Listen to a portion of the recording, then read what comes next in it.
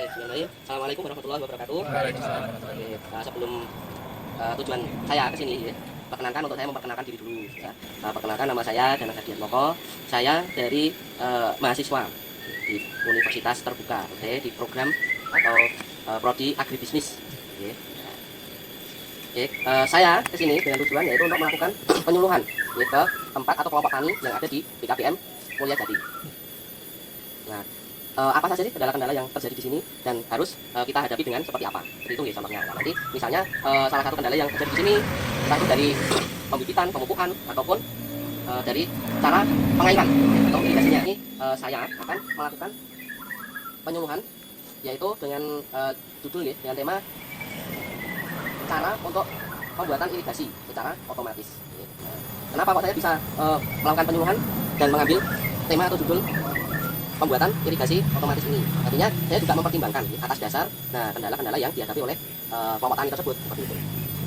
Itu untuk pembuka kami ya. Jadi langsung saja ya, berarti perkenalan. Ada yang ditanyakan dari teman-teman kelompok tani? Oke, silakan.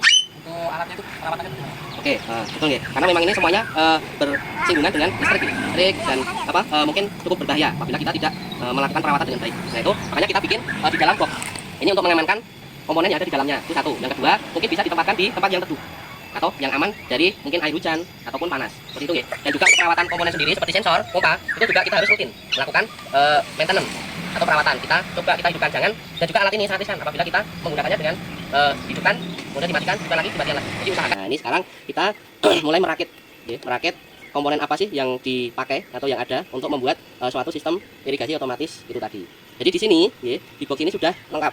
Ada rakitan dari Arduino, kemudian ada relay juga, ada microcontroller yang mana nanti untuk menjalankan pompa ya, karena kita nanti pakai pompa dari tandon, kemudian jadi dari pompa kita menggunakan relay ya, di dalam box ini sudah ada terpasang semuanya untuk komponennya kita sambungkan, dan juga di sini kita bikin dua mode ya. Ini ada dua tombol kan, ini dua mode, yang satu untuk mode otomatis ya, yang berbasis nanti pakai internet, dan yang satu ini untuk manual. Jadi ketika nanti programnya bermasalah atau internetnya bermasalah, kita masih bisa menyalakan pompa atau komponen ini menggunakan tombol yang manual agar tetap bisa melakukan penyiraman ya, irigasi juga tetap jalan seperti itu.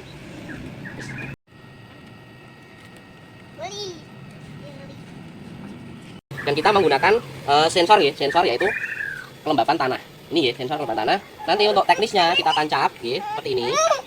Nanti akan muncul atau kita akan tahu oh kelembapan di sini ternyata di bawah standar untuk kelayakan penanaman tanaman. Nah, nanti untuk settingan pompanya itu dibikin ketika kelembapan di bawah standar, pompa akan nyala, on, otomatis air akan mengalir ya, untuk menyiram. Nah, setelah sensor berjalan bekerja, kelembapan naik sesuai dengan kebutuhan atau ketentuan yang kita inginkan, otomatis pompa nanti akan off ya. Saluran air atau air yang mengalir itu juga akan berhenti seperti itu. Ketika kelembapan, kita pakai sensor nih, kelembapan di dalam tanah terbaca di bawah standar yang kita inginkan atau yang kita tentukan suhu kelembapan ya. Nah, air akan otomatis mengalir karena pompa on di sini. Oke, terus ketika kelembapan di sini sudah mencukupi atau naik sesuai dengan ketentuan yang kita harapkan, pompa nanti akan secara otomatis mati. Seperti itu, gambarannya untuk nanti sistem irigasi yang otomatis ini nanti seperti itu. Nah, itu akan sangat membantu kita sebagai petani milenial ya. Efisiensi tenaga, efisiensi waktu, dan juga efisiensi biaya operasional nantinya kalau memang sudah skala besar seperti itu.